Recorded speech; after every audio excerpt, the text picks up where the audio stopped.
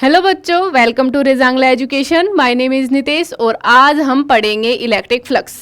अभी तक हमने क्या पढ़ लिया? हमने चार्ज पढ़ लिया है, प्रॉपर्टीज ऑफ चार्ज पढ़ा था, कूलम्ब्स लॉ पढ़ लिया है, इलेक्ट्रिक फील्ड पढ़ लिया है, उसके बाद हमने डायपोल पढ़ा था लास्ट क्लास में हमने, और उसमें हमने electric field due to dipole भी पढ़ चुके हैं, टॉर्क ड्यू टू डायपोल भी हो चुका है। अब हमारे पास आता है इलेक्ट्रिक फ्लक्स। इलेक्ट्रिक फ्लक्स के बाद एक टॉपिक और बचता है इस चैप्टर में, आपका गॉस लॉ। ठीक है, तो आज हमारा सेकंड लास्ट लेक्चर है, एक लेक्चर और आएगा इसके बाद electric field, electric charges and field का जो आएगा गॉस लॉ। आज भी हम पढ़ेंगे गॉस लॉ के बारे में, तो आज हमारा टॉपिक रहेगा electric flux and Gauss law. थोड़ा सा इंट्रोडक्शन देंगे गॉस लॉ का। ठीक है, तो चलो स्टार्ट करते हैं हम इलेक्ट्रिक फ्लक्स। इलेक्ट्रिक फ्लक्स पढ़ने से पहले हमें पढ़ना पड़ेगा एरिया के बारे में। एरिया क्या होता है ना, जो आप लोगों ने बचपन से जो पढ़ते आए हो एरिया के बारे में, वही पूछ रही हूँ मैं। वो एरिया क्या होता है? वो एक स्केलर होता है या फिर वेक्टर होता है? ये बता दो मुझे बस। एरिया एक स्केलर क्वांटिटी है या फिर वेक्टर? मुझे पता है आप लोग बचपन से उसको स्केलर ही समझते आए हैं, लेकिन एरिया एक वेक्टर क्वांटिटी होता है। एरिया एक वेक्टर क्वांटिटी होता है, इसकी भी डायरेक्शन होगी। जैसे एक मान लो हमने रेक्टेंगुलर प्लेट ले ली, उसका मैग्नीट्यूड तो हम निकाल सकते हैं कि एरिया क्या होगा, इसका लेंथ इनटू ब्रेथ होगा, है ना। ये मान लो मैंने एक रेक्टेंगुलर प्लेट ले ली, ये मैंने एक रेक्टेंगुलर प्लेट ले ली, ठीक है। इसका एरिया क्या होगा? ये मैंने एक रेक्टेंगुलर प्लेट ले ली, इसका एरिया क्या होगा? इसका एरिया हो जाएगा, ये इसकी ब्रेथ हो गई और ये इसकी लेंथ हो गई। इसका एरिया निकालेंगे तो एरिया आ जाएगा हमारे पास लेंथ इनटू ब्रेथ। ये तो इसका क्या हो गया? मैग्नीट्यूड हो गया। जैसे अगर हमारे पास एक स्क्वायर प्लेट होती तो उसका एरिया क्या होता? इसके जो साइड होता है उसका स्क्वायर, ठीक है। ये तो नॉर्मल एरिया के मैग्नीट्यूड की बात हो गई। अब बात आती है इसके डायरेक्शन की। डायरेक्शन क्या होती है एरिया वेक्टर की? डायरेक्शन होती है बच्चों, मान लो ये मेरा हाथ है ना, ये कोई भी एरिया एक, ठीक है, ये कोई भी एक प्लेट है, इसमें एरिया वेक्टर क्या होगा? अगर हम इधर से देख रहे हैं तो एरिया वेक्टर इधर ऐसे होगा, इधर से देख रहे हैं तो एरिया वेक्टर ऐसे होगा। मतलब एरिया का जो एरिया वेक्टर की जो डायरेक्शन आती है वो क्या आती है? आउटवर्ड। हमेशा कैसी होगी? आउटवर्ड। ऐसा नहीं है कि हम इधर से देखेंगे तो ये क्या आएगी? इधर आएगी, और इधर से देखेंगे तो इधर आएगी। ऐसा नहीं होगा कि एरिया वेक्टर की डायरेक्शन हम इनवर्ड ले रहे हैं। एरिया वेक्टर की डायरेक्शन हमेशा कैसी आएगी? आउटवर्ड आएगी। इनवर्ड कभी नहीं आएगी। एरिया वेक्टर की डायरेक्शन आएगी वो आउटवर्ड आएगी। जैसे ये ब्लैक बोर्ड है ना, ये बोर्ड है, इसके ऊपर अगर हम देखेंगे एरिया वेक्टर क्या है, तो ये एरिया वेक्टर की डायरेक्शन आएगी ये वाली, है ना, आउटवर्ड, ये वाली। और ये एरिया वेक्टर होगा, ये बिल्कुल परपेंडिकुलर डायरेक्शन आती है। जो एरिया वेक्टर की डायरेक्शन आती है वो सरफेस के परपेंडिकुलर होती है। ये आ गई हमारे पास एरिया की direction.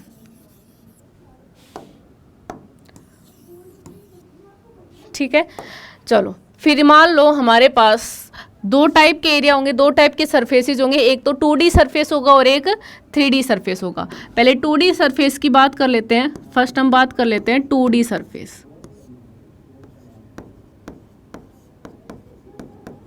2D surface, 2D surface को क्या बोल सकते हैं? इसको ओपन सरफेस भी बोल सकते हैं।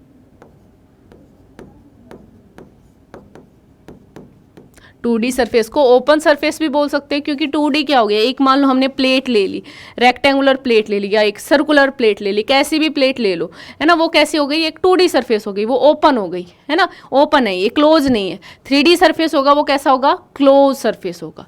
तो ये मैंने ले लिया एक ओपन सरफेस।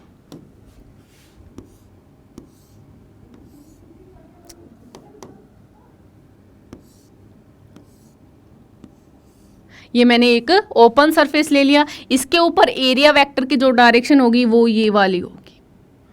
कौन सी डायरेक्शन होगी? बिल्कुल परपेंडिकुलर, ये इसके परपेंडिकुलर आएगी। इधर से देखेंगे तो ऐसे आएगी और इस साइड से देखेंगे तो ये वाली आएगी, ठीक है। ये कैसी होगी?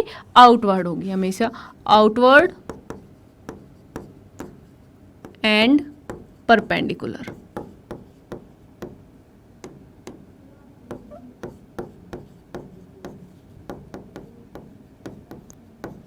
आउटवर्ड होगी एंड परपेंडिकुलर होगी। अब बात कर लेते हैं 3D सरफेसेस की।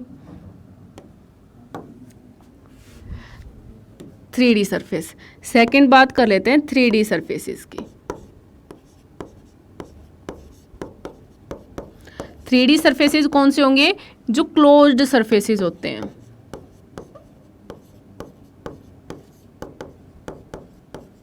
ओपन सरफेसेस में आप इसके एग्जाम्पल लिख सकते हैं। कौन कौन से होंगे ओपन सरफेस? जैसे हमारे पास हो गया एक रेक्टेंगल सर्कुलर प्लेट हो गई, है ना, सर्कुलर प्लेट, रेक्टेंगुलर प्लेट,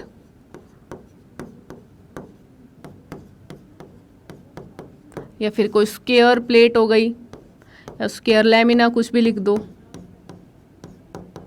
ये कैसे सरफेसेस हो गए? ओपन सरफेसेस हो गए। क्लोज सरफेस का अगर एग्जांपल लिखेंगे तो इसके एग्जांपल आ जाएंगे हमारे पास, जैसे स्फीयर हो गया, सिलेंडर हो गया,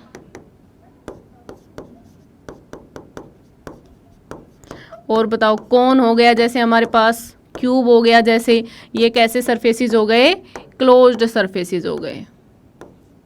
ठीक है, इनमें एरिया वेक्टर कैसे निकालेंगे? जैसे मैंने यहाँ पे एक सरफेस ले लिया, क्लोज सरफेस ले लिया, ये मैंने यहाँ पे एक स्फीयर ले लिया। ठीक है, ये मैंने ले लिया एक स्फीयर, ये मैंने एक स्फीयर ले लिया।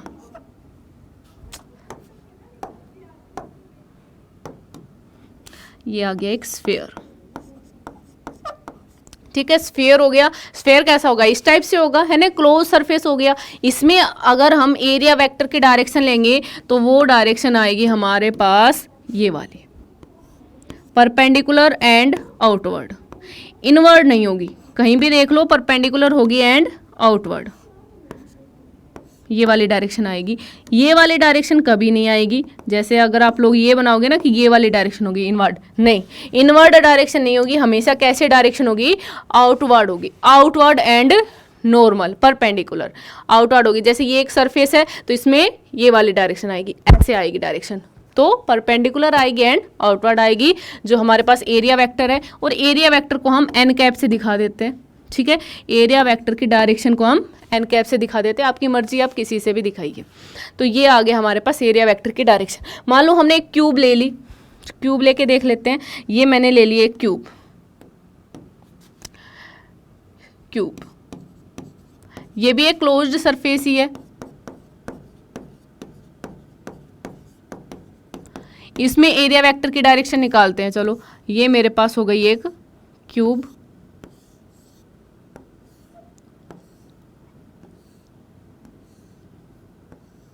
ये क्यूब बना दी मैंने। इसमें एरिया वेक्टर की डायरेक्शन निकालेंगे। इसमें हमारे पास 6 सरफेसेस है ना, एक तो ये सामने वाला और एक ये पीछे वाले। जैसे आप जिस रूम में बैठे हुए हो अभी, उसको अज्यूम कर सकते हो, एक सामने वाला, एक पीछे वाले, 2 साइड वाले और 2 ऊपर नीचे वाले। ठीक है, इसमें एरिया वेक्टर की डायरेक्शन कैसे निकालेंगे? इसमें भी इनवर्ड नहीं होगी। जैसे ये साइड वाले, इस वाले सरफेस की बात करें तो यहाँ पे एरिया वेक्टर ये वाला होगा। इधर वाले सरफेस की बात करें तो यहाँ पे एरिया वेक्टर ये वाला होगा। ऊपर वाले की बात करें तो ऐसे होगा। नीचे वाले की बात करें तो एरिया वेक्टर इस टाइप से होगा। पीछे वाले का ऐसे होगा। पीछे वाले की बात कर रहे हैं, ये पीछे वाले की बात कर रहे हैं।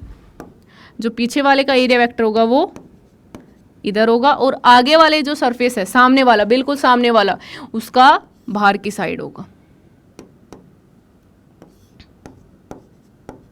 ठीक है, मतलब जो सरफेस है उसमें अंदर की तरफ नहीं होगा। जैसे एक हमारे पास ये रूम है, इसमें आगे वाला सरफेस होगा, उसका सबका चारों तरफ जितने भी सरफेस है उन सभी का बाहर की तरफ होगा। एरिया वेक्टर हमेशा बाहर आएगा, आउटवर्ड आएगा, कभी भी इनवर्ड नहीं होगा। तो आप लिख सकते हैं, यहाँ पे लिख देते हैं, ओनली outward normal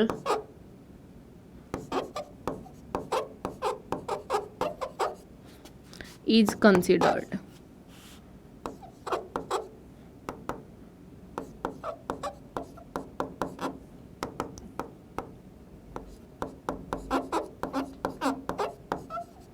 केवल आउटवर्ड नॉर्मल ही हम ले सकते हैं, इनवर्ड नॉर्मल नहीं लेंगे। ये वाली यहाँ पे ये क्या होंगे, परपेंडिकुलर होंगे, है ना, ये क्या होंगे, परपेंडिकुलर होंगे। यहाँ पे ये परपेंडिकुलर होगा, ये भी परपेंडिकुलर होगा, ठीक है, ये परपेंडिकुलर होंगे। तो ये हमने देख लिया कि एरिया होता है वो एक वेक्टर क्वांटिटी होती है और उसकी डायरेक्शन हमेशा आउटवर्ड आती है। अगर एक प्लेन सरफेस है, मतलब एक ओपन सरफेस है, तो उसमें इधर से देखेंगे तो ये वाली आएगी, इधर से देखेंगे तो ये वाली आएगी, ठीक है। इसमें डिपेंड करेगा हम कहाँ से देख रहे हैं, बट हमेशा कैसी आएगी, आउटवर्ड आएगी, इनवर्ड कभी नहीं आएगी। और क्लोज सरफेसेस में हमेशा आउटवर्ड आएगी, सरफेस के इनसाइड की तरफ कभी नहीं आएगा एरिया वेक्टर, ठीक है बच्चों। ये हो गया हमारे पास एरिया वेक्टर क्या होता है। पहली बात तो एरिया एक वेक्टर होता है, ठीक है। नेक्स्ट बात करते हैं हम इलेक्ट्रिक फ्लक्स की, जिसके लिए हम ये एरिया वेक्टर पढ़ रहे हैं, उसकी बात करते हैं अब। नेक्स्ट हमारे पास आता है इलेक्ट्रिक फ्लक्स।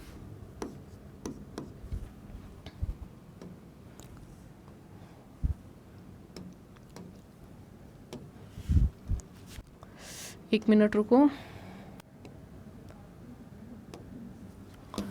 नेक्स्ट बात करते हैं चलो इलेक्ट्रिक फ्लक्स की। Electric flux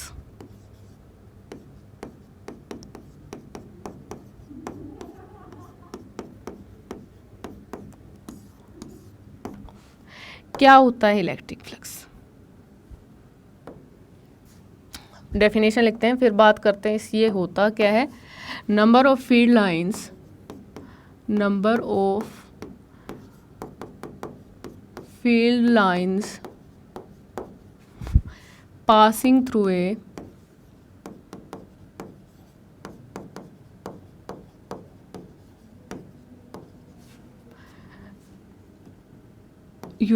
through a cross section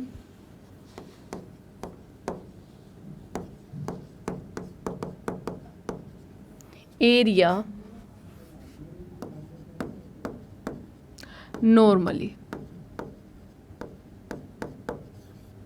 is called electric flux.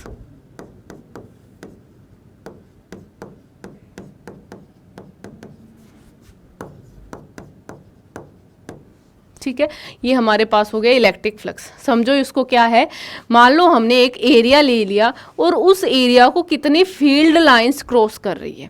ये मान लो एक एरिया हो गया, इस एरिया को कितनी फील्ड लाइंस क्रॉस करी है। इस एरिया को इधर से गई तो नहीं मानी जाएगी, इस एरिया को कितनी फील्ड लाइंस क्रॉस करी है। जैसे ये एक फील्ड लाइन क्रॉस कर गई, ऐसे ही बहुत सारी फील्ड लाइंस आ रही है ना, जैसे ये फील्ड लाइंस आ रही है, ये ऐसे फील्ड लाइंस आ रही है। इस एरिया को कितनी फील्ड लाइंस क्रॉस करी है, जैसे ऐसे बहुत सारी फील्ड लाइंस आई और कुछ बाहर से भी चली जाएंगी, बाहर वाली कंसीडर नहीं करनी है। इसको कितनी फील्ड लाइंस पेनिट्रेट कर रही है, इसको कितनी फील्ड लाइंस चीर के निकल रही है ना, परपेंडिकुलरली नॉर्मली 90 डिग्री पे कितनी एंगल, कितने फील्ड लाइंस इसको चीर के निकल रही है, वो होता है इलेक्ट्रिक फ्लक्स। ठीक है, किसी एंगल पे आएंगी तो वो भी हम देखेंगे कि क्या होगा, लेकिन हम क्या कंसीडर करेंगे कि नॉर्मली कितने फील्ड लाइंस इसको क्रॉस कर रही है। तो ये मेरे पास मान लो एक एरिया हो गया, ये मैंने एक एरिया ले लिया, इसको कितनी फील्ड लाइंस नॉर्मली क्रॉस कर रही है।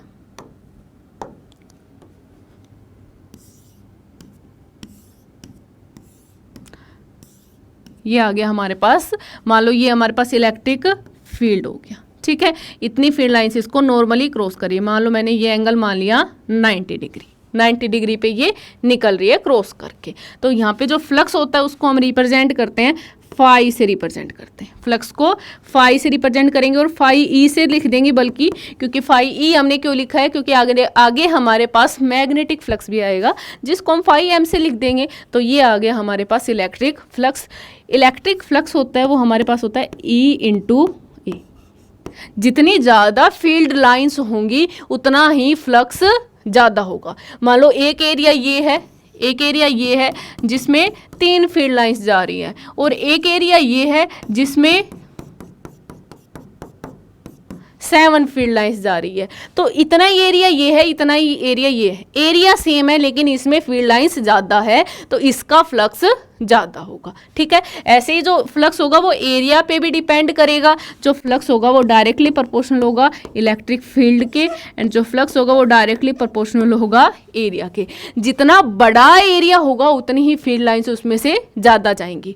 मान लो हमने ये यहाँ पे कुछ फील्ड लाइंस जा रही है, ये फील्ड लाइंस जा रही है ऐसे, यहाँ पे ये ऐसे फील्ड लाइंस जा रही है। मैंने एक तो एरिया ये वाला ले लिया, एक एरिया ले लिया मैंने ये वाला, ठीक है, एक एरिया मैंने ले लिया ये वाला। इसमें से छोटे वाले एरिया में देखो 2 फील्ड लाइंस जा रही है और बड़े वाले एरिया में देखो 1 2 3 4 5 6 फील्ड लाइंस जा रही है ना। तो कौन से का फ्लक्स ज़्यादा होगा, बड़े वाले एरिया का। तो एरिया के ऊपर भी डिपेंड करेगा, जितना ज़्यादा बड़ा एरिया होगा उतना ही फ्लक्स ज़्यादा होगा। जितना ज़्यादा इलेक्ट्रिक फील्ड उतना फ्लक्स ज़्यादा, जितना ज़्यादा बड़ा एरिया उतना ही फ्लक्स ज़्यादा। ठीक है, इसको फील करके देखो, जितना ज़्यादा एरिया होगा उतना ही फ्लक्स ज़्यादा होगा। ठीक है, जितना ज़्यादा फील्ड लाइंस क्रॉस करेंगी, जितना ज़्यादा फील्ड होगा उतना ही ज़्यादा इलेक्ट्रिक फ्लक्स आएगा। ठीक है, तो ये आ गया हमारे पास इलेक्ट्रिक फ्लक्स की डेफिनेशन और ये आ गया इसका फॉर्मूला। फ्लक्स क्या होगा, E इंटू ए। ठीक है, अब ये तो फील्ड लाइंस है, ये नॉर्मली क्रॉस कर रही है। मान लो मेरे पास कुछ ऐसी फील्ड लाइंस आ गई जो नॉर्मली क्रॉस नहीं कर रही है ना। ये मेरे पास एरिया आ गया,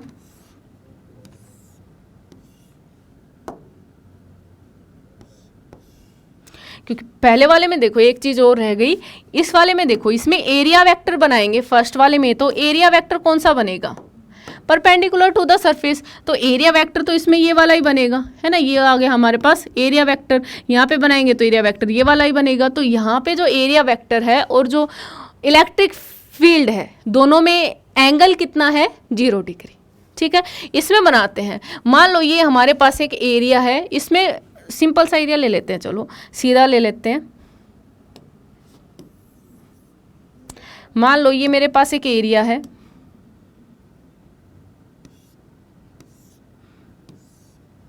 सेम ले लेते हैं, ये एक एरिया है।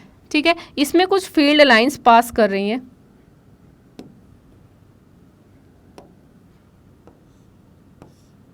इसमें से कुछ फील्ड लाइंस पास कर रही है। इसका एरिया वेक्टर कौन सा होगा, इसका एरिया वेक्टर होगा ये वाला, है ना।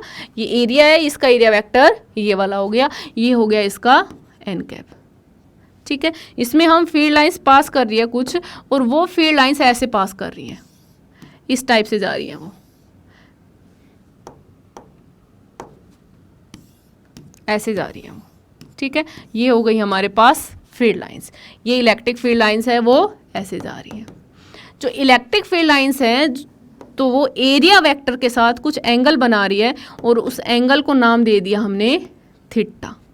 इलेक्ट्रिक फील्ड लाइंस है वो एरिया वेक्टर के साथ कुछ एंगल बना रही है जिसको मैंने नाम दे दिया थीटा। ठीक है, तो यहाँ से हमारे पास इलेक्ट्रिक फील्ड में और एरिया वेक्टर में एंगल आ गया थीटा। तो कौन सा कंपोनेंट लेंगे इसका, इलेक्ट्रिक फील्ड का इधर कंपोनेंट आ जाएगा, क्योंकि हमें कौन सा कंपोनेंट लेना है, नॉर्मल वाला। मतलब इलेक्ट्रिक फील्ड के यहाँ पे 2 कंपोनेंट आएंगे। कौन कौन से कंपोनेंट आएंगे, एक तो ये कंपोनेंट आ जाएगा इलेक्ट्रिक फील्ड का, ये वाला कंपोनेंट ई कोस थीटा आएगा, और एक ये वाला कंपोनेंट आएगा ई साइन थीटा। ई साइन थीटा वाला कंपोनेंट नहीं लेंगे क्योंकि मान लो ये एरिया है और फील्ड लाइंस कैसे निकल गई, ऐसे निकल गई, है ना, ऐसे निकल गई। ये ऐसे नहीं होगा। फील्ड लाइंस कौन सी पास करेंगी, जो परपेंडिकुलर जाती है वो फ्लक्स बनाएंगे, है ना, उनकी वजह से फ्लक्स आएगा। ये जो पैरेलली निकल जाएंगी उनकी वजह से फ्लक्स नहीं आएगा। तो यहाँ पे ई साइन थीटा की वजह से कोई फ्लक्स नहीं आएगा। फ्लक्स किसकी वजह से आएगा, ई कोस थीटा की वजह से। तो यहाँ पे हमारे पास इलेक्ट्रिक फील्ड जो आए, सॉरी, यहाँ पे हमारे पास फ्लक्स जो आएगा वो क्या आएगा, जो कंपोनेंट एन कैप की साइड है, जो कंपोनेंट एरिया वेक्टर की साइड है, वो वाला कंपोनेंट लेंगे। आप लोग 2 तरीके से बोल सकते हो इसको, या तो ये बोल सकते हो कि जो वो कंपोनेंट आएगा जो एरिया वेक्टर की साइड होगा, क्योंकि एरिया वेक्टर क्या होता है, परपेंडिकुलर होता है, या फिर वो आएगा, वो फील्ड इलेक्ट्रिक फील्ड लेंगे जो सरफेस के परपेंडिकुलर होगा। दोनों चीज़ें सेम ही है। सरफेस के परपेंडिकुलर क्या होता है, एरिया वेक्टर होगा, वही डायरेक्शन वाला हमें इलेक्ट्रिक फील्ड लेना है। तो यहाँ पे क्या आएगा, फाई आएगा ई कोस थीटा, और एरिया वेक्टर है उसको मैंने लिख दिया, एरिया वेक्टर को ए लिख दो या फिर एस लिख दो। एरिया को मैंने ए लिख दिया, ठीक है, एस लिख देते हैं, चलो एस लिख देते हैं, इसको दोनों जगह पे एस लिख देते हैं। एरिया आ गया मेरे पास ई डॉट एस, कुछ भी लिख सकते हैं आप लोग, ए लिख दो चाहे एस लिख दो, E dot S, directly proportional to S. S हमारे पास सरफेस एरिया है, इसको ऐसे लिख दो चाहे ए से लिख दो, ठीक है। तो यहाँ से हमारे पास फाई किसके इक्वल आ गया, E cos theta into x. आप एक बार ओ समझ लीजिए, ये मेरे पास रेक्टेंगुलर प्लेट है, चलो हम एक सर्कुलर प्लेट लेके भी समझ के देखते हैं। ये मेरे पास एक सर्कुलर प्लेट हो गई, यहाँ पे जो हमारे पास फील्ड की डायरेक्शन आएगी, जो एन कैप की सॉरी जो हमारे पास एरिया वेक्टर की डायरेक्शन आएगी वो ये वाली आएगी, है ना। एरिया वेक्टर की डायरेक्शन तो बिल्कुल परपेंडिकुलर आएगी। और यहाँ पे जो हमारे पास इलेक्ट्रिक फील्ड है उसको मैं एक लाइन से ही रिप्रेजेंट कर रही हूँ ताकि आपको कन्फ्यूजन ना हो। फील्ड आ गया, वो आ गया हमारे पास ऐसे जा रहे हैं, फील्ड ऐसे जा रहे हैं, ठीक है, फील्ड लाइन्स है वो ऐसे जा रही है, ये हमारे पास आ गया इलेक्ट्रिक फील्ड लाइन्स है वो ऐसे जा रही है, ठीक है। मैंने सिर्फ 2 लाइन दिखाई हैं, सारे में फील्ड लाइन्स ऐसे ही जा रही है। ये हमारे पास आ गया इलेक्ट्रिक फील्ड, और ये वाला जो एंगल हमें दिया हुआ है, ये दिया हुआ है, ये वाला एंगल दे रखा है थीटा, ठीक है, ये वाला एंगल थीटा हो गया। तो यहाँ से हम कौन सा कंपोनेंट लेंगे, वो कंपोनेंट जो सरफेस के परपेंडिकुलर हो, या फिर ये बोल सकते हो वो कंपोनेंट जो एरिया वेक्टर के पैरेलल हो, जो एरिया वेक्टर के अलोंग हो, पैरेलल हो या फिर अलोंग हो, दोनों सेम ही है। तो यहाँ से हम कौन सा कंपोनेंट लेंगे, ई का ये वाला कंपोनेंट जो एरिया वेक्टर की साइड में हो। कौन सा है ये, ई कोस थीटा, है ना। इसको रिजोल्व करेंगे इलेक्ट्रिक फील्ड को, तो इधर कंपोनेंट आ गया ई कोस थीटा। तो यहाँ से भी सेम ही बनता है, जो फ्लक्स बनता है वो क्या आता है, E cos theta electric field into area. Area को मैंने लिख दिया एस।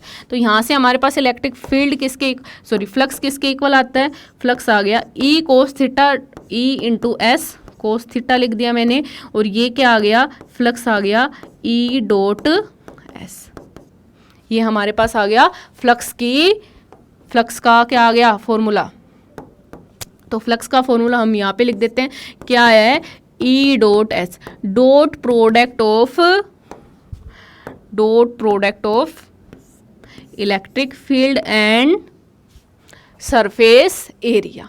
मतलब इलेक्ट्रिक फ्लक्स है वो सरफेस एरिया के ऊपर भी डिपेंड कर रहा है और इलेक्ट्रिक फील्ड के ऊपर भी, ठीक है। ये हमारे पास आ गया इलेक्ट्रिक फ्लक्स। अब इसकी यूनिट की बात कर लेते हैं।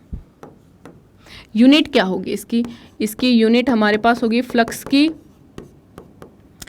यूनिट क्या होगी, देखो इलेक्ट्रिक फील्ड की यूनिट होती है न्यूटन पर मीटर, और सरफेस एरिया की यूनिट होती है मीटर स्क्वायर। तो इसकी यूनिट क्या हो गई, न्यूटन मीटर स्क्वायर पर कूलम। इसकी डायमेंशन आप लोगों को बतानी है। और देखो यहाँ पे फ्लक्स है वो ई डॉट एस है, ई डॉट एस मतलब dot product of E and S. और किसी भी 2 वेक्टर्स का डॉट प्रोडक्ट क्या आता है, एक स्केलर निकल के आता है। इसका मतलब फ्लक्स कैसी क्वांटिटी है, एक स्केलर क्वांटिटी।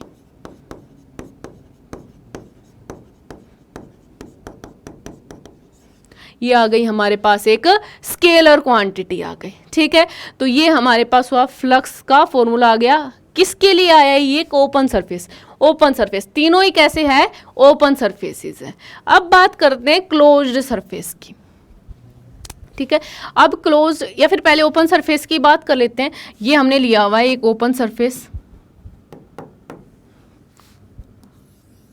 ठीक है। इसमें हमारे पास ये एरिया वेक्टर है, इसका एरिया वेक्टर ये वाला हो गया एन कैप, एंड इसमें एक फील्ड लाइन ही लगा रही हूँ मैं, ज़्यादा नहीं लगा रही।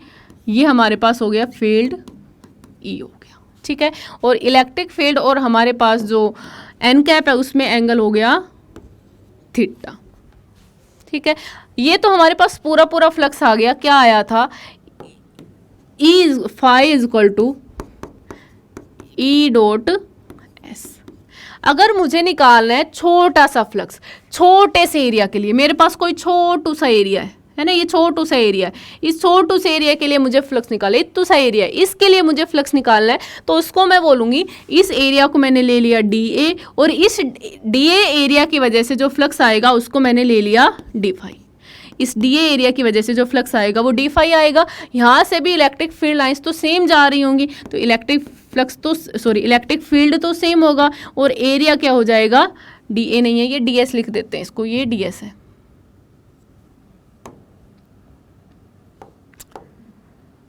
ये डी एस है, ठीक है, ये हमने डी एस, डी ए ले लो चाहे डी एस ले लो, एक ही बात है, डी एस, ठीक है। ये हमारे पास हो गया E dot D S. D S क्यों ले लिया, ये छोटे से एरिया के लिए जो फ्लक्स है। ई क्यों आया, क्योंकि इस छोटे से एरिया में भी तो सेम लाइन से जा रही होंगी, जितनी लाइंस यहाँ जा रही हैं उसी टाइप से जो फील्ड यहाँ जा रहा है वही फील्ड इसमें जा रहा होगा, बस इसमें वैल्यू कम जा रही होगी, है ना। यहाँ पे 10 लाइन जा रही है, हो सकता है यहाँ पे 1 लाइन जा रही हो, तो ये आ गया हमारे पास फ्लक्स ड्यू टू छोटा सा फ्लक्स छोटे से एरिया के लिए। अब इसको इंटीग्रेट करेंगे तो यहाँ पे हमारे पास आएगा flux is equal to integration over E dot D S. ये आ गया हमारे पास, फ्लक्स आ गया, किसी छोटे से एरिया के लिए फ्लक्स कितना होगा। अगर हमारे पास एक क्लोज्ड सरफेस है ना, क्लोज सरफेस में भी हम कर सकते हैं ये चीज़, क्या आएगा क्लोज्ड सरफेस के लिए, for a closed surface,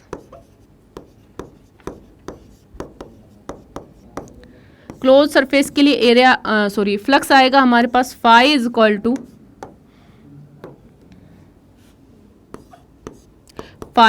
to किसके इक्वल आ जाएगा, integration over E dot D S. बस यहाँ पे क्या लगा देंगे हम, क्लोज्ड सरफेस के लिए एक गोला से लगा देंगे, ठीक है। इसका मतलब है ये हम फ्लक्स निकाल रहे हैं फॉर ए क्लोज्ड सरफेस। तो ये हमने निकाल लिया बच्चों, फ्लक्स निकाल लिया किसी भी सरफेस के लिए कि फ्लक्स कैसे निकाल सकते हैं। ओपन सरफेस के लिए भी निकाल के देख लिया, डायरेक्ट आया था हमारे पास ई डॉट एस, है ना, और क्लोज सरफेस के लिए भी निकाल के देख लिया, यहाँ आया था हमारे पास ओपन सरफेस के लिए, और क्लोज सरफेस के लिए भी निकाल के देख लिया, कितना आ गया, integration over E dot D S. ये गोला सा क्यों लगाया है, क्योंकि ये क्लोज सरफेस के लिए निकाल रहे हैं इसलिए, ठीक है। ये हमारे पास हो गया इलेक्ट्रिक फ्लक्स, उसकी यूनिट देख ली, डायमेंशन आप लोगों को निकाल के देखनी है, और हमने ये देख लिया कि वो एक स्केलर क्वांटिटी है, ठीक है। एरिया वेक्टर भी आज हम पढ़ चुके हैं। नेक्स्ट टॉपिक आता है हमारे पास गॉस लॉ कर लेते हैं, चलो। नेक्स्ट आता है हमारे पास गॉस लॉ।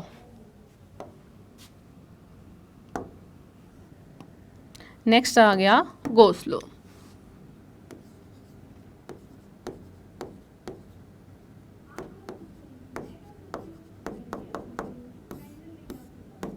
गॉस लॉ क्या कहता है बच्चों, गॉस लॉ कहता है कि किसी भी एक क्लोज्ड सरफेस की वजह से जो इलेक्ट्रिक फ्लक्स आता है वो Q enclose charge enclose divided by epsilon not होता है।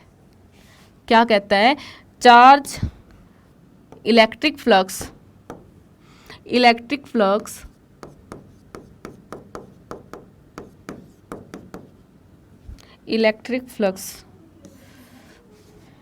through a closed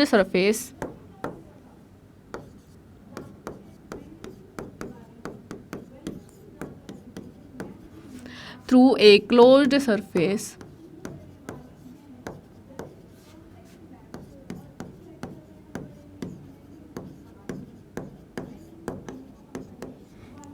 is कितना आएगा, charge enclosed divided by epsilon not. कितना आता है ये, charge enclosed divided by epsilon not, ठीक है। देखो इसका मतलब क्या है, अगर हमारे पास एक सरफेस है उसमें कुछ चार्ज एनक्लोज्ड है, ये मैंने ले लिया एक सरफेस, एक क्यूब ले लिया मैंने यहाँ पे, ये मैंने ले लिया एक क्यूब,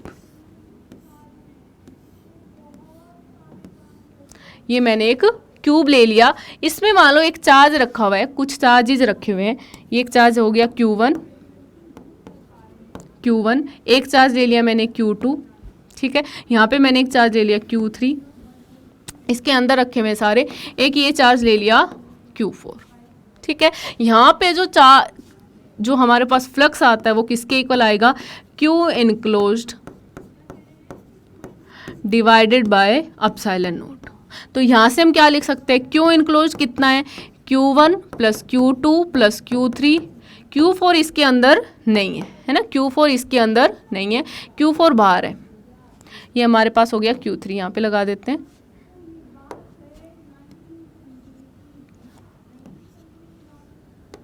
Q4 इसके बाहर है, डिवाइडेड बाय एप्सिलॉन नॉट, ये आ गया flux through a closed surface क्या होगा, Q enclose divided by epsilon not, ठीक है।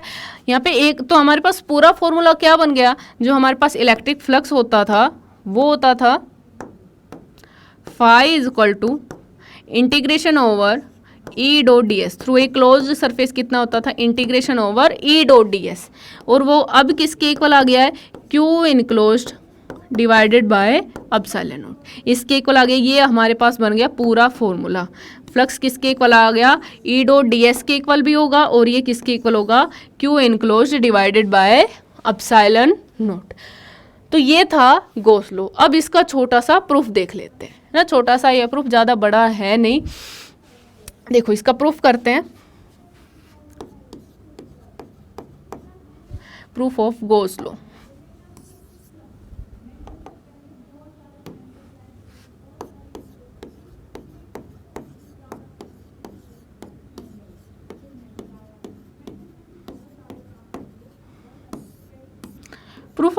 इसका प्रूफ समझने से पहले आप लोगों को एक चीज़ और समझनी पड़ेगी गॉसियन सरफेस के बारे में। ये गॉसियन सरफेस क्या होता है, ये तो हमने आज पहली बार सुना है, गॉसियन सरफेस।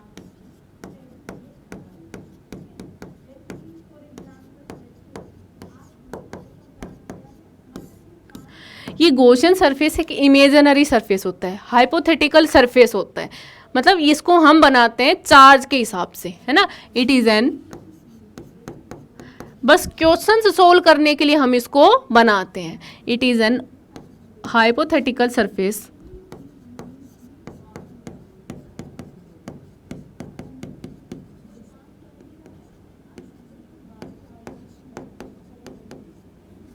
which enclosed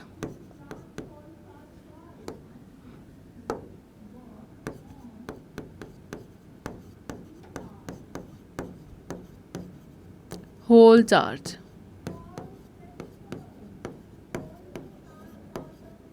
ठीक है, देखो अगर मान लो मैंने एक चार्ज ले लिया, पॉजिटिव चार्ज ले लिया, ये मैंने, या फिर नेगेटिव ले लो, कुछ भी ले लो, मैंने एक चार्ज ले लिया, एक पॉइंट चार्ज ले लिया, पॉइंट चार्ज की वजह से गॉसियन सरफेस आएगा, वो कैसा आएगा, स्फीयर आएगा। ये एक पॉइंट चार्ज है, मान लो मैं ही एक चार्ज हूँ, है ना, तो मेरी वजह से सरफेस कैसा आएगा, मेरे चारों तरफ एक स्फीयर बना दो, तो वो कैसा आएगा, पॉइंट चार्ज की वजह से जो सरफेस आएगा वो आएगा हमारे पास एक स्फीयर। ये हो गया गॉसियन सरफेस, और ये क्या है, एक स्फीयर है, स्फीयर। अगर मान लो हमारे पास एक रोड है ना, एक ये रोड है जिसके ऊपर पॉजिटिव चार्ज है या फिर नेगेटिव, कुछ भी मान लो, इसके लिए गॉसियन सरफेस कैसा आएगा, इसके लिए गॉसियन सरफेस कैसा आएगा, एक सिलेंडर आएगा, जो हम आगे करेंगे भी, ऐसा एक क्वेश्चन आएगा भी हमारे में। इसके लिए सरफेस कैसा आएगा, एक सिलेंडर आएगा।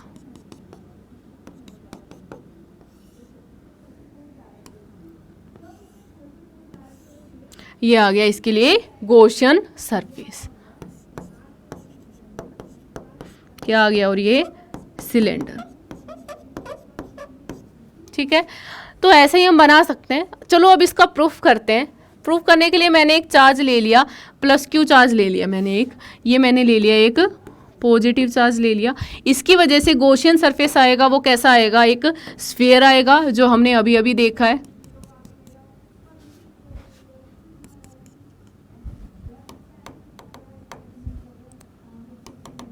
इसको वैसे ही बना लेते हैं। इसकी वजह से जो गॉसियन सरफेस आएगा वो एक स्फीयर आएगा ना। ये हो गया हमारे पास गॉसियन सरफेस। ये क्या हो गया, क्या हो रहा है, ये चल ही नहीं रहा, रुको बच्चों 1 मिनट। ये आ गया हमारे पास, चलो अब चल जाएगा। ये आ गया हमारे पास गॉसियन सरफेस।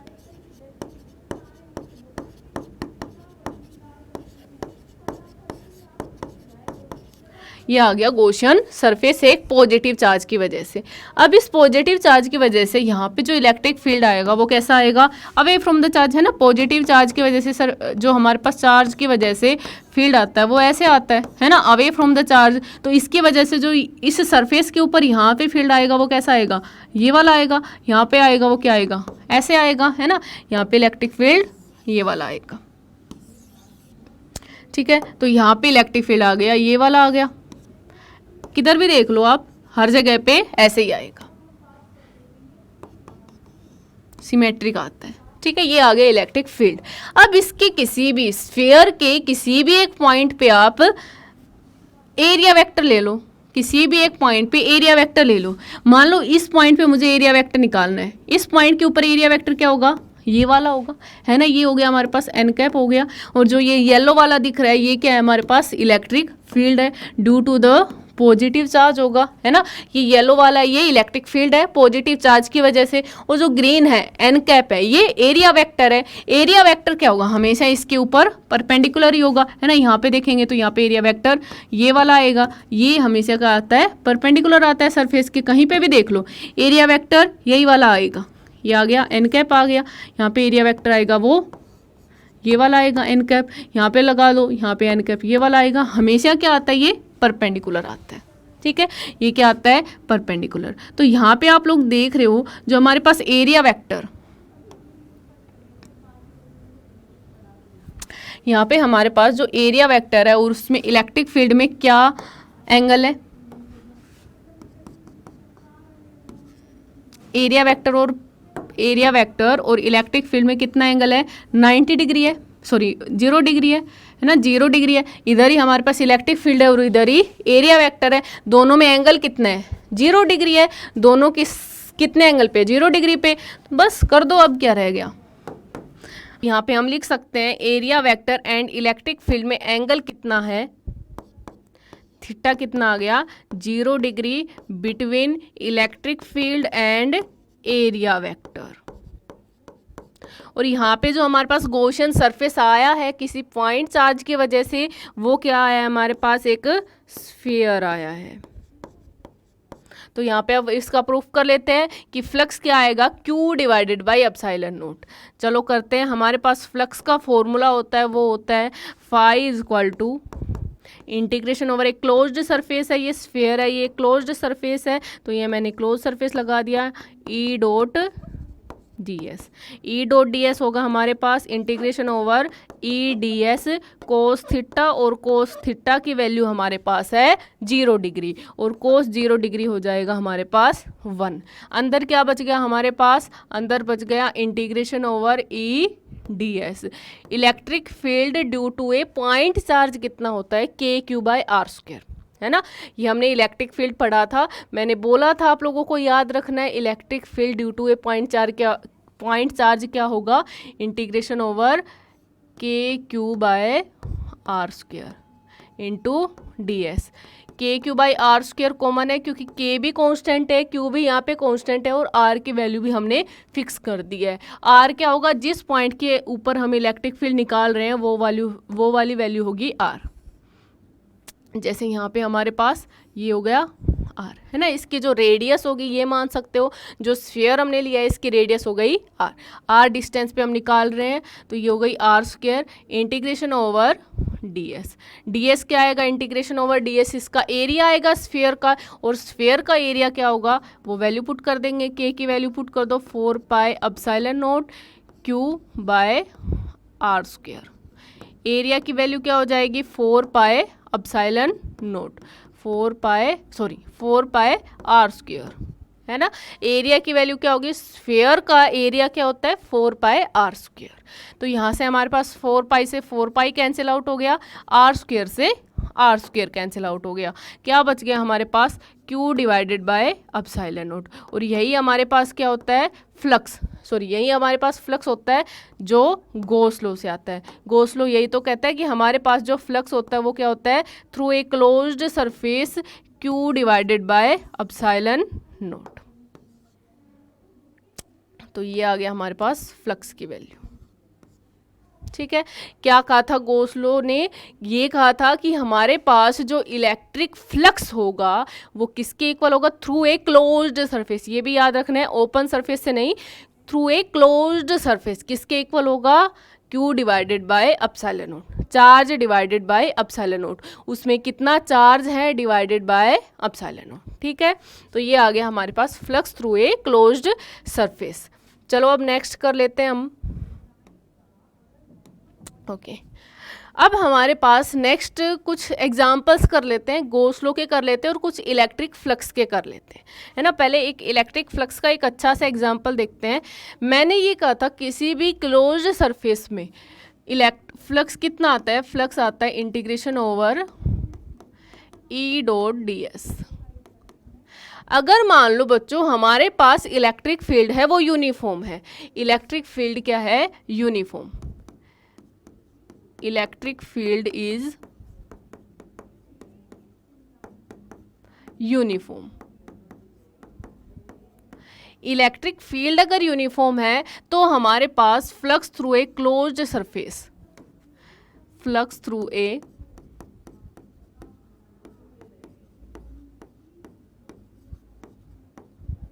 क्लोज्ड सरफेस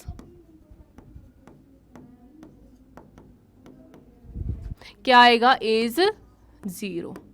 हाँ, अगर हमारे पास एक क्लोज्ड सरफेस है, यूनिफॉर्म इलेक्ट्रिक फील्ड है, एक क्लोज्ड सरफेस में यूनिफॉर्म इलेक्ट्रिक फील्ड है, तो वहाँ पे हमारे पास जो फ्लक्स आता है वो क्या आता है 0 आता है। कैसे आएगा देखो, हमारे पास ये मान लो एग्जाम्पल के लिए मैंने ये एक क्यूब ले ली,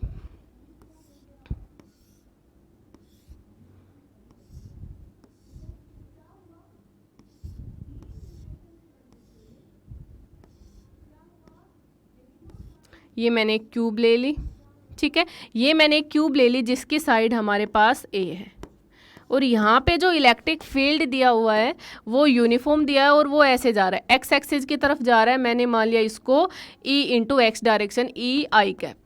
तो इलेक्ट्रिक फील्ड क्या हो गया यहाँ पे यूनिफॉर्म हो गया।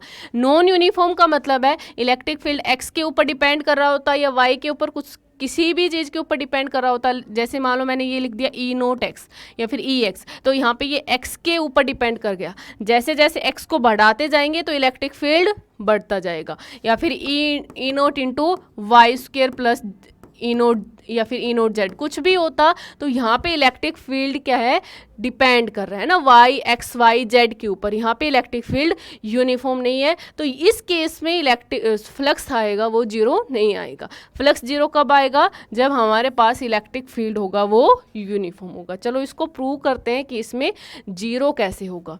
यहाँ पे इलेक्ट्रिक फील्ड इधर है, ठीक है, इसकी सारी साइड्स ए है, ये साइड भी इसकी ए, सारी साइड्स इसकी ए है, ये एक क्यूब है और ये साइड भी मैंने ले ली ए, ठीक है। इलेक्ट्रिक फील्ड की डायरेक्शन ये वाली है, ये हमारे पास हो गया एक्स एक्सिस, ये वाई एक्सिस हो गया एंड ये जेड एक्सिस हो गया। इलेक्ट्रिक फील्ड निकालते हैं, पहले निकालते हैं हम इस वाले सरफेस पे, है ना। हमारे पास कितने सरफेसेज है, एक ये टॉप सरफेस है और एक ये बॉटम सरफेस है, 2 सरफेस ये हो गए। एक ये इधर साइड वाला है और एक ये इधर साइड वाला है, 2 सरफेस ये हो गए।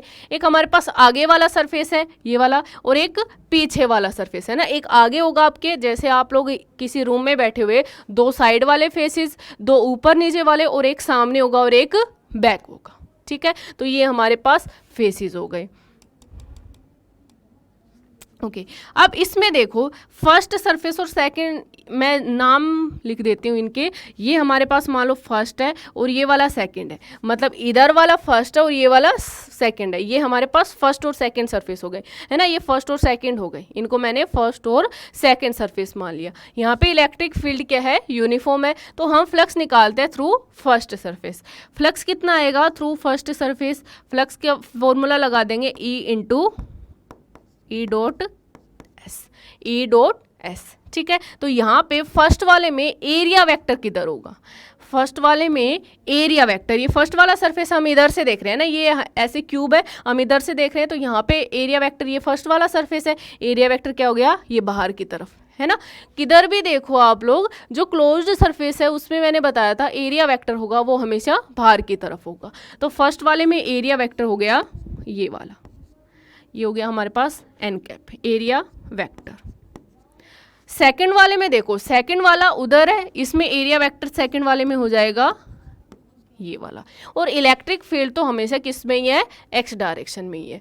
तो फर्स्ट वाले सरफेस की तरफ देखो, फर्स्ट वाले में अगर हम फ्लक्स निकालेंगे, फ्लक्स थ्रू फर्स्ट सरफेस, ई और एस के बीच में एंगल कितना है, ई हमारे पास ये वाला है और एन कैप हमारे पास ये वाला है, एंगल कितना हो गया 180 डिग्री।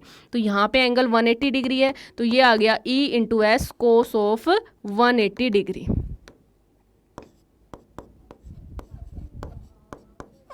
और कोस 180 डिग्री हमारे पास होता है -1, और एस की वैल्यू कितनी है, ये एस सरफेस है, एस सरफेस, एस की वैल्यू कितनी है, इसका एरिया हो जाएगा हमारे पास, ई की वैल्यू तो ई है और एरिया की वैल्यू है ए स्क्वायर, माइनस आ जाएगा क्योंकि ये कोस 180 डिग्री है। फ्लक्स थ्रू फर्स्ट सरफेस आ गया, अब फ्लक्स थ्रू सेकंड सरफेस निकालो। सेकंड सरफेस की वजह से फ्लक्स कहाँ आएगा, सेकंड सरफेस में एरिया इलेक्ट्रिक फील्ड भी इसी डायरेक्शन में और एरिया वेक्टर भी इसी डायरेक्शन में, एंगल कितना हो गया 0 डिग्री। तो यहाँ पे फ्लक्स कितना आएगा, ई डॉट एस कितना आ जाएगा, यहाँ पे एंगल आएगा E S cos of 0 degree, और ई की वैल्यू तो ई है और एस की वैल्यू है ए स्क्वायर। तो इधर हमारे पास एरिया आ गया ई इंटू ए स्क्वायर, ये माइनस ई ए स्क्वायर और ये प्लस ई ए स्क्वायर। दो सरफेस की वजह से हमारे पास एरिया आ गया है। अब नेक्स्ट वाला सरफेस देखते हैं। देखो ऊपर और नीचे वाला सरफेस देखो, ये मेरे पास हो गया ऊपर वाला सरफेस और ये वाला हो गया मेरे पास नीचे वाला सरफेस, ठीक है। ऊपर वाले सरफेस की वजह से जो एरिया वेक्टर आएगा वो किधर आएगा, ऊपर वाले सरफेस की वजह से एरिया वेक्टर ये वाला आएगा, और नीचे वाले सरफेस की वजह से एरिया वेक्टर नीचे की तरफ आएगा, है ना। ऊपर जो सरफेस है उसकी वजह से एरिया वेक्टर ऊपर आएगा और नीचे वाले सरफेस की वजह से एरिया वेक्टर होगा वो नीचे की तरफ आएगा। तो यहाँ पे ई और एन में क्या एंगल होगा, देखो ई हमारे पास ये है और एन हमारे पास ये, एंगल कितना हो गया 90 डिग्री। तो फर्स्ट तो 90 कोस 90 क्या होता है 0 होता है ना, कोस 90 0 हो जाएगा। तो फ्लक्स थ्रू थर्ड, इसको नाम दे देते हैं थर्ड सरफेस और इसको दे देते हैं फोर्थ। थर्ड और फोर्थ की वजह से तो क्या आएगा, फ्लक्स 0 आएगा क्योंकि यहाँ पे एंगल ही 90 बन रहा है, यहाँ पे कोई भी इलेक्ट्रिक फ्लक्स नहीं होगा। तो यहाँ पे flux through third and flux through fourth surface कितना आ गया 0, क्योंकि यहाँ पे एंगल कितना है theta is equal to 90 degree between E and between electric field and area vector, electric field and area vector, ठीक है। अब चलो, अब हमारे पास दो सरफेसेस बच गए, एक सामने वाला और एक पीछे वाला, है ना। इसमें दिखेंगे तो मैं दिखाती हूँ। ये हमारे पास एक सामने वाला बच गया, देखो ये सामने वाला होगा, और ये एक पीछे जो बैक वाला है ये वाला होगा, है ना। ये हमारे पास सामने वाला और बैक वाला बच गया। इसमें फ्लक्स कितना होगा, सामने वाले में देखो, सामने ये हमारे पास सामने वाला है और ये पीछे वाला है, इलेक्ट्रिक फील्ड ऐसे जा रहा है, सामने वाले की वजह से जो एरिया वेक्टर आएगा वो ये वाला आएगा, है ना, और पीछे वाले की वजह से एरिया वेक्टर ये वाला आएगा। सामने वाले की वजह से एरिया वेक्टर ये वाला आ रहा है ना, और इलेक्ट्रिक फील्ड ऐसे जा रहा है, तो इसमें भी एंगल कितना बन रहा है 90 डिग्री, है ना, इसमें भी एंगल कितना बन गया 90 डिग्री। पीछे वाले की वजह से, बैक साइड की वजह से एरिया वेक्टर ये वाला आ रहा है और इलेक्ट्रिक फील्ड है वो कैसे जा रहा है, ये जा रहा है, इसमें भी एंगल कितना बन गया 90 डिग्री। तो फ्लक्स थ्रू, इसको नाम दे देते हैं ये सामने वाले सरफेस को मैंने नाम दे दिया, फिफ्थ नाम दे दिया, और पीछे वाले को मैंने नाम दे दिया सिक्स्थ। तो flux through fifth and sixth भी क्या आएगा, flux through fifth surface and flux through sixth surface.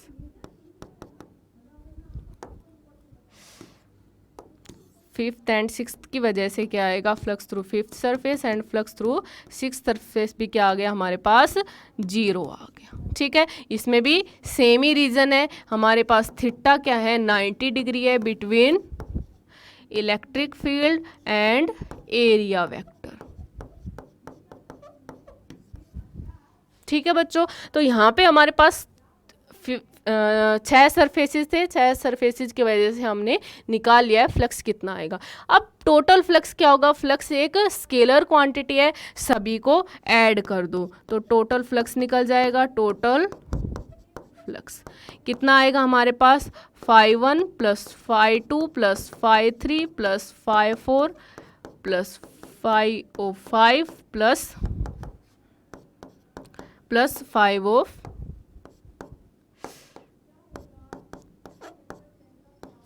And 6। देखो φ1 क्या है हमारे पास, minus of E into A square, φ2 क्या है, plus of E A square, बाकी के सारी 0 हैं तो ये भी माइनस और प्लस क्या हो गया, 0। टोटल फ्लक्स क्या आ गया, 0 आ गया। ठीक है, तो हमारे पास अगर एक क्लोज्ड सरफेस होता है उसकी वजह से जो फ्लक्स आता है वो 0 आता है, अगर यूनिफॉर्म इलेक्ट्रिक फील्ड है। आप इसको ऐसे भी समझ सकते थे कि मान लो मेरे पास ये एक क्लोज्ड सरफेस है, ये मेरे पास आ गया एक क्लोज्ड सरफेस आ गया,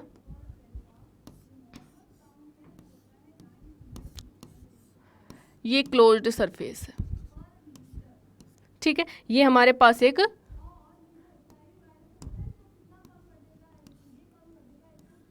ये क्लोज्ड सरफेस है हमारे पास। इसमें अगर हम निकालेंगे, इसमें इलेक्ट्रिक फील्ड मान लो यूनिफॉर्म है, इलेक्ट्रिक फील्ड है वो हमारे पास ई आई कैप या ई जे कैप कुछ भी दे रखा है, इलेक्ट्रिक फील्ड यूनिफॉर्म है, तो यहाँ पे जितनी फील्ड लाइंस एंटर की उतनी ही फील्ड लाइंस ने लीव कर दिया, जितनी फील्ड लाइंस इधर से आई उतनी फील्ड लाइंस इधर से चलेगी, क्योंकि यहाँ पे यूनिफॉर्म इलेक्ट्रिक फील्ड है। अगर नॉन यूनिफॉर्म होगा तो हो सकता है यहाँ से ज़्यादा आ रही हो और यहाँ से कम चली जाए, या फिर यहाँ से कम आ रही हो और यहाँ से ज़्यादा चली जाए, अगर नॉन यूनिफॉर्म होगा तो, है ना। तो इलेक्ट्रिक फील्ड याद रखना, एक थ्रू ए क्लोज्ड सरफेस क्या होता है, इलेक्ट्रिक फील्ड यूनिफॉर्म, अगर हमारे पास इलेक्ट्रिक फील्ड यूनिफॉर्म है तो flux through a closed surface क्या होगा, 0 होगा। ठीक है बच्चों, चलो एक क्वेश्चन और कर लेते हैं हम, एक फ्लक्स से रिलेटेड कर लेते हैं, है ना, काफ़ी बार आपके एग्जाम्स में भी आता है कि मान लो हमारे पास ये एक क्यूब है, या फिर ये कर लेते हैं, ये हमारे पास एक सरफेस है, ये हमारे पास एक सरफेस आ गया और इसकी जो साइड है वो ए है। ठीक है, ये भी साइड ए है और ये भी साइड ए ही है। इसके कुछ डिस्टेंस पे, कितने डिस्टेंस पे, a/2 डिस्टेंस पे हमने एक चार्ज को रख दिया Q को, हमने एक चार्ज को रख दिया Q को। ठीक है, हमें निकालना है फाइंड फ्लक्स ड्यू टू, या फिर flux through the surface, find flux through the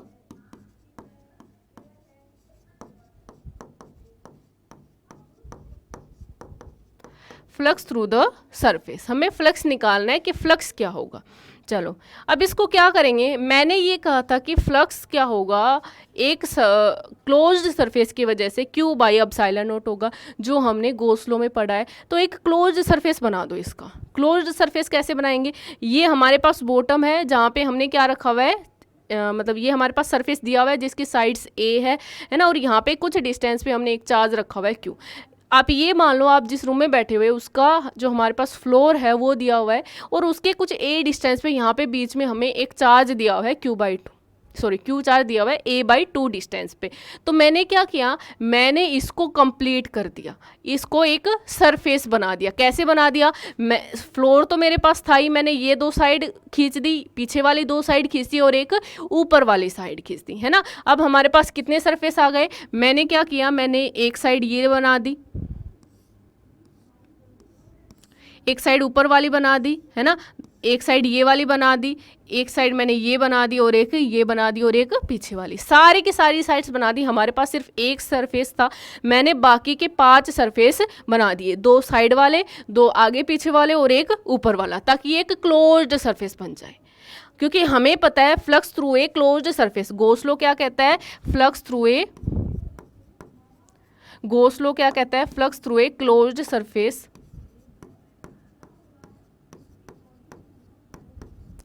flux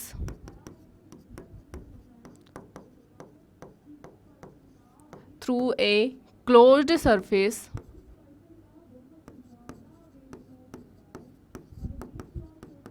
is Q by epsilon naught, Q bye epsilon not होता है। तो मैंने इसको एक क्लोज सरफेस बना दिया, ठीक है। क्लोज सरफेस बनाने पे क्या हुआ, यहाँ पे मेरे पास ये एक चार्ज आ गया और मेरे पास ये एक क्यूब आ गई, ठीक है।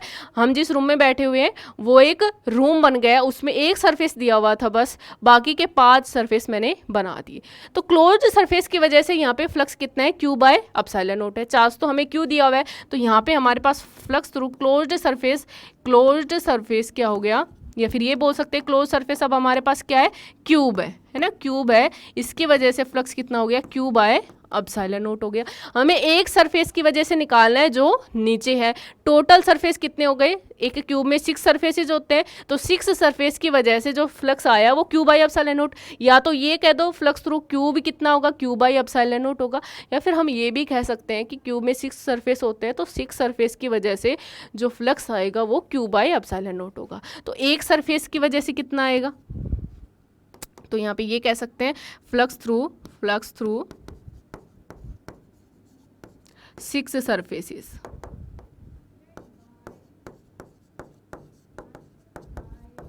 कितना आ गया, क्यू बाय एप्सिलॉन नॉट। तो क्या आ गया हमारे पास, फ्लक्स थ्रू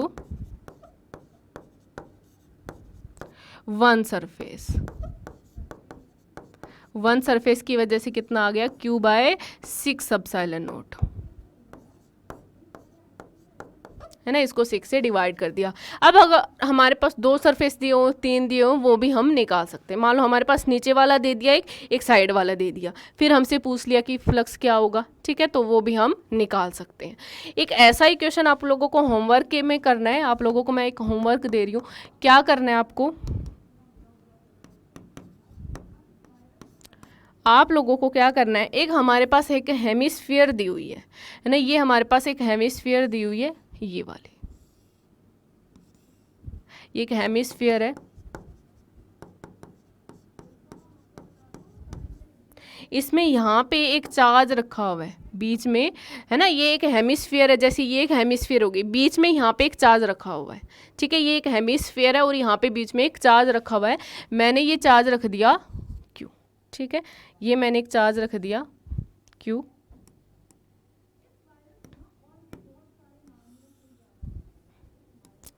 वन सेकेंड, क्या हो रहा है, ये हमारे पास आ गया एक हेमिस्फीयर, इसमें मैंने एक चार्ज रख दिया क्यू, ठीक है।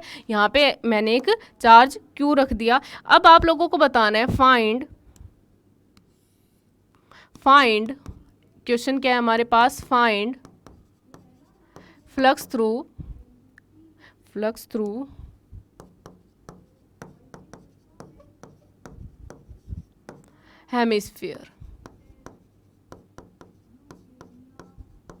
हेमिस्फीयर की वजह से फ्लक्स कितना आएगा वो निकालना है। ये आप लोगों का होमवर्क है, ठीक है। ये आप लोगों को बताना है, अगर आता है तो ठीक है, आप लोगों को कमेंट करके मुझे बताना कि फ्लक्स थ्रू हेमिस्फीयर कितना आएगा। सेम यही लगाना है कि हमें पहले क्लोज सरफेस बनाना होगा, ठीक है। ओके बच्चों, अब नेक्स्ट क्लास में हम एप्लीकेशन ऑफ गॉस लॉ करेंगे। ओके, नेक्स्ट क्लास में मिलते हैं। Thank you, bye.